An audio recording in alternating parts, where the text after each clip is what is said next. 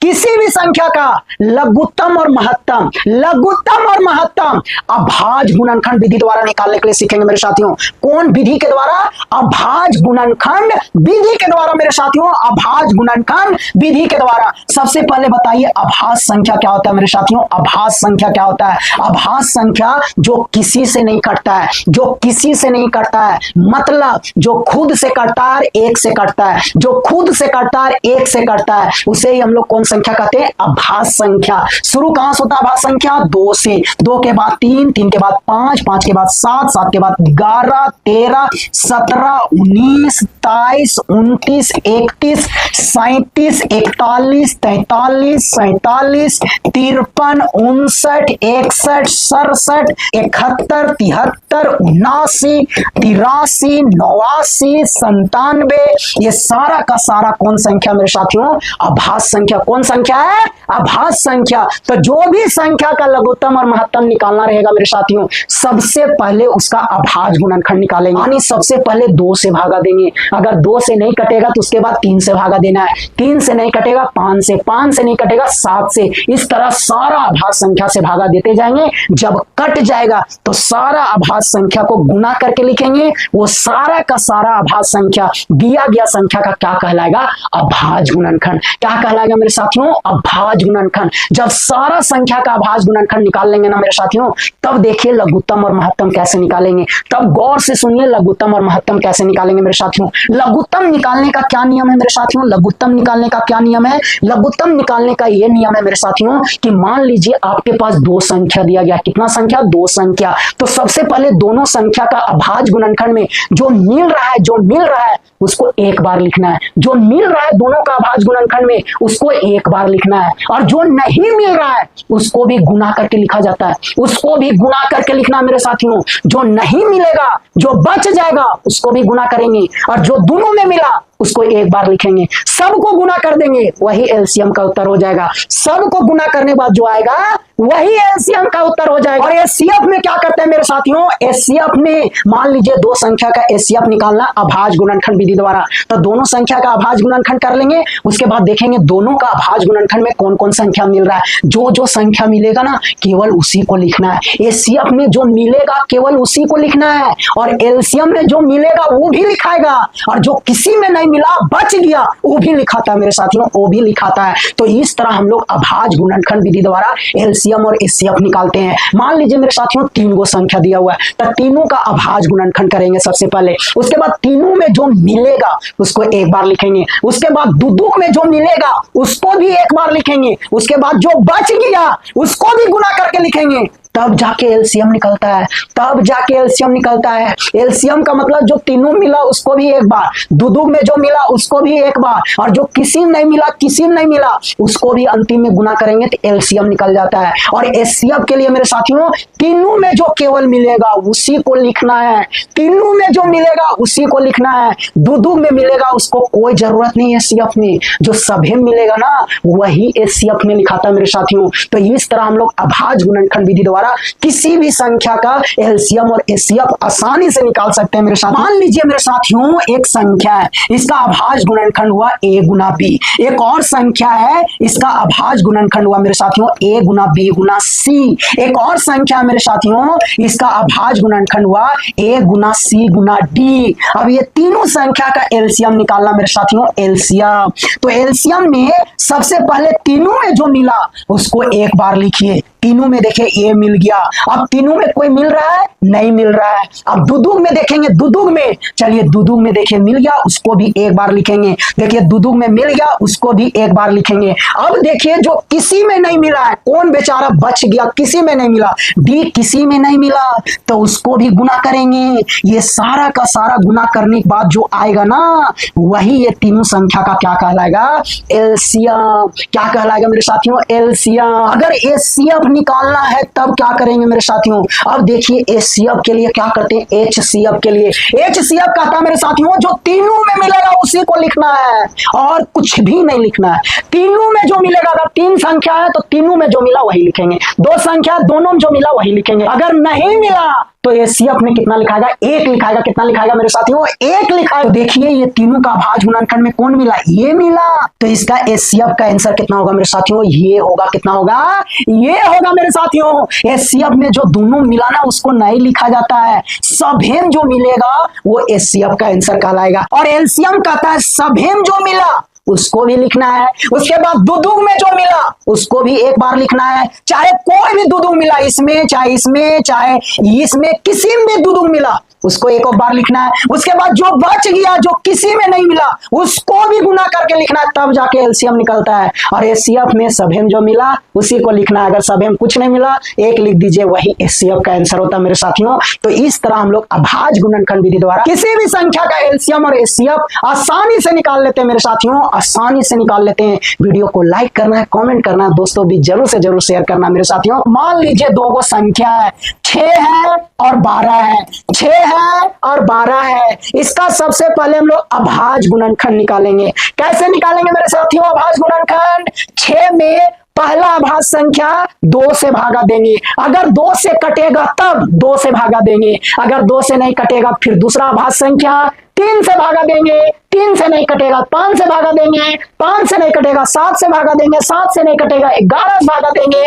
केवल अभाज्य संख्या से भागा देना मेरे साथियों, अभाज्य संख्या से। जब तक शेषफल 0 ना आ जाए तब तक केवल अभाज्य संख्या से भागा देना है और फिर सभी को गुना में लिख देंगे। वही अभाज्य गुणनखंड कहलाता है। वही कौन गुणनखंड कहलाता है? अभाज्य गुणनखंड। तो 6 पहला अभाज्य संख्या 2 से कट रहा है, 2 से भागा देंगे। कितना बार में कटा? 3 बार में। अब 3 2 से नहीं कट रहा है तो दूसरा अभाज्य संख्या 3 से कट रहा है। कितना बार में? 1 बार में मेरे साथियों। जैसे यहाँ 1 आ गया मेरे साथियों, 6 का अभाज्य गुणनखंड कितना हो जाएगा? 2 गुना 3। ये किनारे वाला का गुना में लिख देंगे, यही अभाज्य गुणनखंड कहलाता है। चलिए 12 का अभाज्य गुणनखंड निकालिए। पहले 2 से भागा देंगे 6 बार में, फिर 2 से 3 बार में। 3 कितना बार में कटेगा? 3 से 1 बार में। तो 12 का अभाज्य गुणनखंड कितना आ गया मेरे साथियों? 2 गुना 2 गुना 3। 2 गुना 2 गुना 3 आ गया। अब आइए अभाज्य गुणनखंड से हम लोग लघुत्तम और महत्तम का आंसर कैसे लिखते हैं, गौर से देखना मेरे साथियों। लघुत्तम का आंसर कैसे लिखेंगे, गौर से देखना। लघुत्तम का आंसर के लिए मेरे साथियों दोनों के अभाज्य गुणनखंड में जो जो मिलेगा, दोनों का अभाज्य गुणनखंड में जो जो मिलेगा मेरे साथियों उसको एक बार लिखना है, उसको एक बार लिखना है। जैसे 2 2 मिला, ये दोनों को एक बार लिखेंगे। अब ये दोनों खत्ता, ये 3 3 मिला दोनों में, तो 3 के बदले 3 लिखेंगे। जो मिलेगा उसके बदले 1 लिखना है। 1 लिख दिया मेरे साथियों। अब जो बेचारा बच गया, किसी में नहीं मिला, उसको भी गुना करके लिखना होगा लघुत्तम में मेरे साथियों। अब गुना कर दिए, 2 3 6, 6 दूनी 12। यही 6 और 12 का लघुत्तम हो गया। यही 6 और 12 का लघुत्तम हो गया मेरे साथियों। महत्तम कितना होगा? एचसीएफ कितना होगा मेरे साथियों? एचसीएफ वही होगा जो केवल मिलेगा, जो मिलता है अभाज्य गुणनखंड में ना, उसी को लिखना, उसी को। तो कौन कौन मिला? 2 मिला तो 1 2 लिखेंगे। कौन मिला? 3, 1 3 लिखेंगे। जो मिला उसी को लिखा जाता है एचसीएफ में। और एलसीएम में जो मिला उसको भी लिखना है, और जो कहीं नहीं मिला, जो बच गया उसको भी लिखना मेरे साथियों, उसको भी लिखना है। और एचसीएफ में जो केवल मिलेगा उसी को लिखा जाता है। एचसीएफ में जो मिलता है केवल उसी को लिखना है मेरे साथियों, जो बच जाता है उसको नहीं लिखा जाता है। तो चलिए एचसीएफ में कौन कौन मिला? 2 मिला, 3 मिला, तो केवल इसी को लिखना है। तो एचसीएफ का आंसर कितना हो जाएगा मेरे साथियों? 6 हो जाएगा। कितना हो जाएगा? 6 हो जाएगा।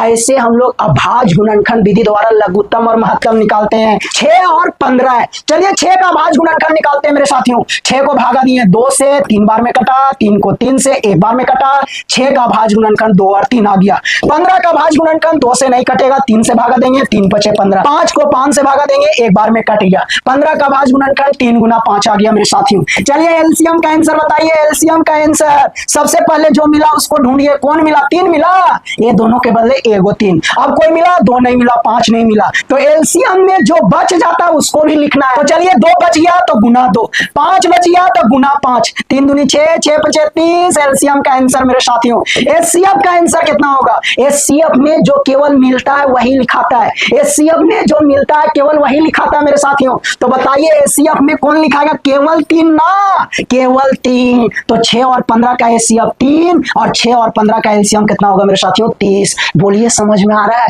कितना शानदार ट्रिक है। अब हम लोग अभाज्य गुणनखंड विधि द्वारा एलसीएम और एचसीएफ बहुत ही आसानी से निकाल सकते हैं। सकते हैं मेरे साथियों। 30 का अभाज्य गुणनखंड होगा मेरे साथियों 2 गुना 3 गुना 5। बोलिए हाँ या ना। कैसे निकालते हैं मेरे साथियों अभाज्य गुणनखंड? सबसे पहला अभाज्य संख्या 2 है, 2 से भागा देंगे, अगर 2 से कटेगा तब। 2 से नहीं भागा अगर जाएगा मेरे साथियों तो दूसरा अभाज्य संख्या 3 से हम लोग भागा देंगे, 3 से। अगर 3 से भी नहीं कटेगा 5 से, 5 से नहीं कटेगा तो 7 से। यानी केवल आपको अभाज्य संख्या से भागा देना मेरे साथियों। जब पूरा तरह से कट जाएगा मेरे साथियों तब सारा अभाज्य संख्या को गुना में लिख देते हैं, वही उस संख्या का क्या कहलाता है मेरे साथियों?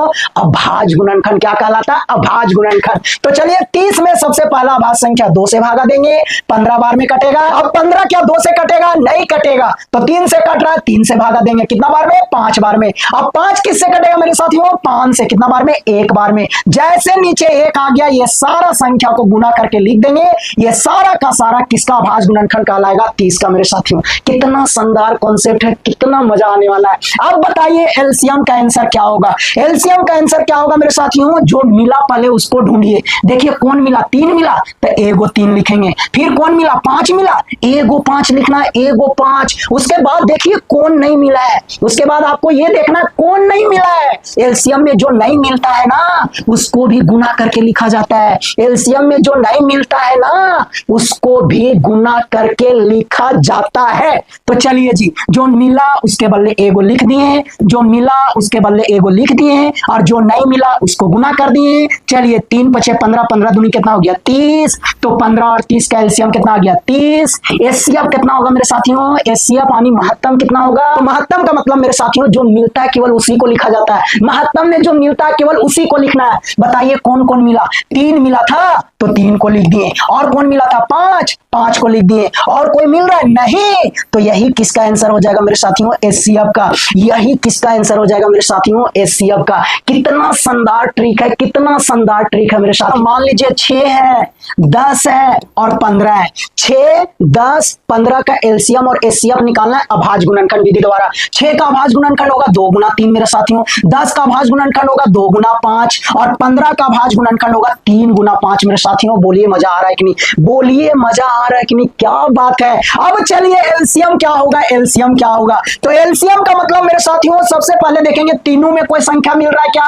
तीनों में कोई संख्या मिल रहा है क्या? तीनों में नहीं मिल रहा है। जब तीनों में नहीं मिल रहा है तो अब दुदुग में देखेंगे, क्या दुदुग में कोई संख्या मिल रहा है? दुदुग में भी मिलेगा, उसको भी एक बार लिखना है मेरे साथियों। दुदुग में मिलेगा ना तो उसको भी एक बार लिखा जाता है। सबसे पहले तीनों में देखेंगे कोई मिला कि नहीं। तीनों में जब मिला उसको भी एक बार, फिर दुदुग में जो मिला उसको भी एक बार। अगर 4 गो रहेगा, चारों जो मिला उसको भी एक बार, तीनों जो मिला उसको भी एक बार, दोनों जो मिला उसको भी एक बार। कोई भी दोनों में पहला या तीसरा, पहला या दूसरा, दूसरा या तीसरा, पहला या तीसरा, किसी में भी दुग में मिला उसको भी एक बार लिखा जाता है मेरे साथियों। गौर से सुनो, गौर से। एलसीएम में सभी में जो मिला उसको भी एक बार, दुदुग में जो मिला उसको भी एक बार, 3 में जो मिला उसको भी एक बार, 4 में जो मिला उसको भी एक बार लिखा जाता है मेरे साथियों। सबसे पहले तीनों में कोई मिला नहीं मिला, अब दुदुग में ढूंढिए। दुदुग में तो चलिए दुदुग में देखिए मिल गया 2 तो 2 लिख दिए मेरे साथियों। और कोई मिला देखिए 5 मिल गया, 5 को भी लिख दिया मेरे साथियों। और कोई मिला ये 3 भी मिल गया, 3 भी, तो 3 को भी एक बार लिखेंगे मेरे साथियों। अब कोई बचा है क्या? इसमें नहीं बचा, इसमें नहीं बचा, इसमें नहीं बचा। इसका मतलब ये तीनों गुना हो जाएगा। 2 पचे 10, 10 दिया कितना? 30। यही ये तीनों संख्या का क्या कहलाएगा मेरे साथियों? एलसीएम। क्या कहलाएगा? एलसीएम। एचसीएफ का उत्तर क्या होगा मेरे साथियों? एचसीएफ का मतलब अगर 3 संख्या है तो तीनों में जो मिलेगा, जो केवल मिलेगा वही एचसीएफ का आंसर होता है। एचसीएफ में जो खाली मिलेगा और जितना है सभी में जो मिलेगा। अगर 3 संख्या है तो तीनों में मिलेगा वही एचसीएफ। अगर 3 गो है, 2 में मिल रहा वो नहीं होगा। एलसीएम कहता है कि 2 में मिला तब वो एक बार लिख दे चलेगा, लेकिन एचसीएफ कहता ना 3 ही तो तीनों मिलेगा वही एचसीएफ। 4 है, चारों जो मिलेगा वही एचसीएफ। 5 है, 5 जो मिलेगा वही एचसीएफ, और जो मिलेगा वही एचसीएफ में लिखाता वही, और जितना रहेगा सभी मिलना चाहिए। एचसीएफ में ऐसा नहीं कि 4 गो है तो 2 में मिला, 3 में मिला ना। 4 है, 4 मिलना चाहिए, 3 है, 3 मिलना चाहिए, 2 है तो दोनों में मिलना चाहिए, वो एचसीएफ में लिखाता है, वो एचसीएफ में लिखाता है। तो तीन संख्या क्या तीनों में कुछ मिला? जब कुछ भी नहीं मिला तो एचसीएफ का आंसर कितना हो जाएगा मेरे साथियों? एचसीएफ का आंसर कितना हो जाएगा जल्दी बताइए? एक हो जाएगा ये। अगला उदाहरण मान लीजिए 6 है, 10 है, 14 है। 6 है, 10 है, 14 का अभाज्य गुणनखंड विधि द्वारा एलसीएम और एचसीएफ निकालना है। 6 का अभाज्य गुणनखंड 2 गुना 3, 10 का अभाज्य गुणनखंड 2 गुना 5 और 14 का अभाज्य गुणनखंड 2 गुना 7 होगा मेरे साथियों। चलिए एलसीएम का उत्तर क्या होगा? एलसीएम का उत्तर क्या होगा? सबसे पहले देखिए सभी में कोई संख्या मिला तो मिला, उसको एक बार लिखेंगे। अब दुदुग में कोई मिल रहा है, दुदुग में नहीं मिल रहा है, तो जो बच गया उसको गुना करके लिख दीजिए। जो बच गया उसको गुना करके लिख दीजिए। 2 तिया 6, 6 पचे 30, 30 सते कितना हो गया? 210। तो 210 एलसीएम का आंसर हो जाएगा। एचसीएफ का आंसर क्या होगा मेरे साथियों? एचसीएफ का जो सभे में केवल मिला वही लिखाएगा। सभे में बताइए कौन मिला? 2, तो एचसीएफ का आंसर केवल 2 होगा मेरे साथियों। एचसीएफ का आंसर केवल 2 होगा। बोलिए बात पल्ला पड़ रहा है? मजा आ रहा है मेरे साथियों? ऐसे हम लोग अभाज्य गुणनखंड विधि द्वारा एलसीएम और एचसीएफ निकालते हैं। 6 और 30 और 70 का एलसीएम और एचसीएफ निकालना है अभाज्य गुणनखंड विधि द्वारा। तो 6 का अभाज्य गुणनखंड 2 गुना 3, 30 का अभाज्य गुणनखंड हो जाएगा 2 गुना 3 गुना 5 हो जाएगा मेरे साथियों। 70 का अभाज्य गुणनखंड कितना हो जाएगा? 2 गुना 5 गुना 7, 2 गुना 5 गुना 7। बोलिए होगा कि नहीं? बोलिए होगा कि नहीं? 2 पचे 10, 10 सते 70, 2 तिया 6, 6 पचे 30, 2 तिया 6। सभी का अभाज्य गुणनखंड लिख दिया मेरे साथियों।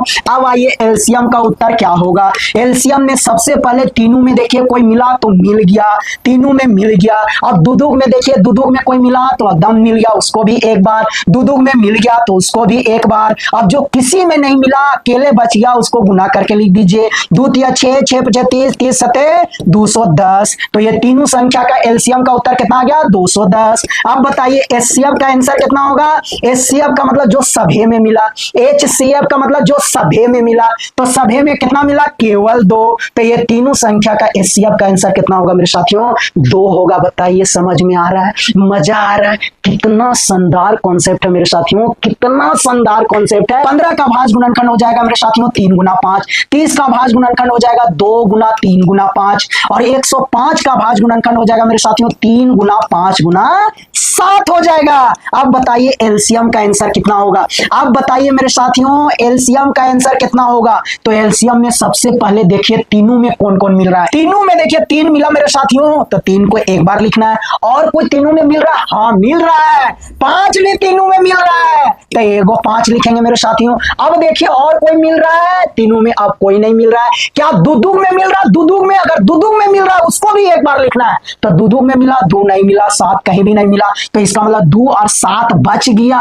तो जो बच गया उसको भी गुना करके लिखा जाता है मेरे साथियों। जो बच जाता है ना उसको भी गुना करके लिखा जाता है। तो 3 पचे 15, 15 दूनी 30, 30 सते कितना हो गया मेरे साथियों? 210। कितना हो गया? 210। तो एलसीएम का उत्तर कितना हो जाएगा? 210। एचसीएफ का उत्तर मेरे साथियों जो केवल तीनों में मिला वही लिखाएगा। एचसीएफ में जो सभे में मिला है उसी को लिखना है, जो मिला है उसी को, और वो भी सभे में मिलना चाहिए। तो सभे में मिलने वाला 3 है, एक बार लिखेंगे। सभे में मिलने वाला 5 है, एक बार लिखेंगे। और सभे में मिलने वाला कोई भी नहीं है। तो बताइए ये तीनों संख्या का एचसीएफ का आंसर कितना होगा मेरे साथियों? 15 होगा। तो ऐसे हम लोग अभाज्य गुणनखंड विधि द्वारा एलसीएम और एचसीएफ निकालते हैं मेरे साथियों। मान लीजिए मेरे साथियों एक संख्या है जिसका अभाज्य गुणनखंड 2 गुना 3 गुना 5 है। दूसरा संख्या मेरे साथियों जिसका अभाज्य गुणनखंड 2 गुना 5 गुना 7 है। तीसरा संख्या है मेरे साथियों जिसका अभाज्य गुणनखंड 2 गुना 3 गुना 7 है। 2 गुना 3 गुना 7 है। तीनों संख्या का अभाज्य गुणनखंड दे रखा है। अब आपसे पूछ रहा है एलसीएम और एचसीएफ। अब आपसे पूछ रहा है एलसीएम और एचसीएफ। तो एलसीएम में सबसे पहले तीनों में देखेंगे कौन मिला? 2 मिला मेरे साथियों। और कोई संख्या तीनों में मिल रहा है? नहीं मिल रहा है। अब आपको दुदुग में देखना है। दुदुग में कौन मिला? 5, तो एक बार लिखाएगा। और कौन मिला? 3, तो ये भी एक बार लिखाएगा। और कौन मिला? 7, ये भी एक बार लिखाएगा। बोलिए मेरे साथियों 5 दूनी 10, 10 या 30, 30 सते कितना हो गया? 210। अब एचसीएफ का आंसर कितना होगा मेरे साथियों? एचसीएफ का मतलब जो तीनों में मिला है, तीनों में तो तीनों में केवल कितना मिला मेरे साथियों? 2। तो एचसीएफ का आंसर कितना होगा मेरे साथियों? 2 होगा। ऐसे हम लोग अभाज्य गुणनखंड विधि द्वारा एलसीएम और एचसीएफ निकालते हैं। पूरा वीडियो देखना, समझने का कोशिश करना, दोस्तों भी जरूर से जरूर शेयर करना मेरे साथ। 5 और 7 का अभाज्य गुणनखंड विधि द्वारा द्वारा एलसीएम और एचसीएफ निकालना मेरे साथियों, एलसीएम और एचसीएफ। तो 5 का भाज्य गुणनखंड हो जाएगा 1 गुना 5, 7 का भाज्य गुणनखंड हो जाएगा 7। अब देखिए एलसीएम का आंसर क्या होगा मेरे साथियों। एलसीएम का आंसर में जो सबसे पहले सभी में मिला, कौन मिला, 1 मिला मेरे साथियों, 1 को लिखेंगे। उसके बाद जो बच गया, जो किसी में नहीं मिला, उसको भी गुना करके लिखा जाता है मेरे साथियों एलसीएम में। तो बताइए एलसीएम का आंसर कितना होगा, 35। अब आइए एचसीएफ का आंसर कितना होगा मेरे साथियों, एचसीएफ का आंसर कितना होगा। तो एचसीएफ का मतलब जो दोनों में मिला है, दोनों में जो दोनों में मिला वही केवल एचसीएफ का आंसर कहलाएगा। तो दोनों में केवल 1 मिला है मेरे साथियों, तो ये दोनों संख्या का एचसीएफ का आंसर कितना होगा मेरे साथियों, 1 होगा। कितना होगा, 1 होगा। अगला उदाहरण मेरे साथियों मान लीजिए 15 है और 16 है। 15 और 16 का एलसीएम और एचसीएफ निकालना अभाज्य गुणनखंड विधि द्वारा, एलसीएम और एचसीएफ निकालना अभाज्य गुणनखंड विधि द्वारा। 15 का भाज्य गुणनखंड होगा 3 गुना 5, 16 का भाज्य गुणनखंड होगा 2 दूनी 4, 4 दूनी 8, 8 दूनी 16। बोलिए मेरे साथियों मजा आ रहा है। अब एलसीएम का आंसर क्या होगा, एलसीएम का मतलब जो दोनों में मिला, दोनों में 1 भी नहीं मिला मेरे साथियों, दोनों में 1 भी नहीं मिला। अगर दोनों में कुछ नहीं मिला मेरे साथियों, तो दोनों का अभाज्य गुणनखंड को गुना कर देना है, सारा का सारा दोनों का अभाज्य गुणनखंड को आपस में गुना कर देना है। तो 3 गुना 5, फिर 2 गुना 2 गुना 2 गुना 2। बोलिए मेरे साथियों 3 पचे 15, 15 दूनी 30, 30 दूनी 60, 60 दूनी 120, 120 गुना 2 करेंगे तो कितना आएगा, 240। तो 15 और 16 का एलसीएम का आंसर कितना होगा मेरे साथियों, 240। कितना होगा, 240 होगा मेरे साथियों। एचसीएफ का आंसर कितना होगा मेरे साथियों, एचसीएफ, एचसीएफ का मतलब दोनों में मिलना चाहिए वही केवल लिखाता है।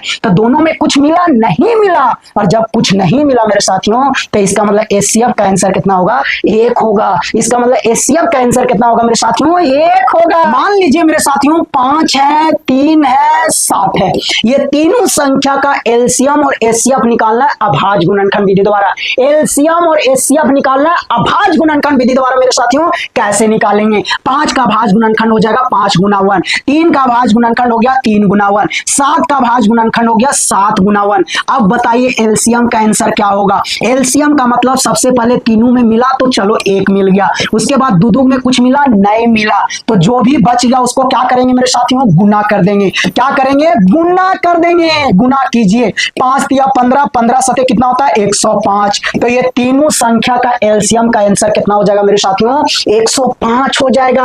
अब बताइए एचसीएफ का आंसर कितना होगा, एचसीएफ का आंसर कितना होगा, एचसीएफ का। तो तीनों में जो मिलेगा ना मेरे साथियों वही एचसीएफ का आंसर होगा।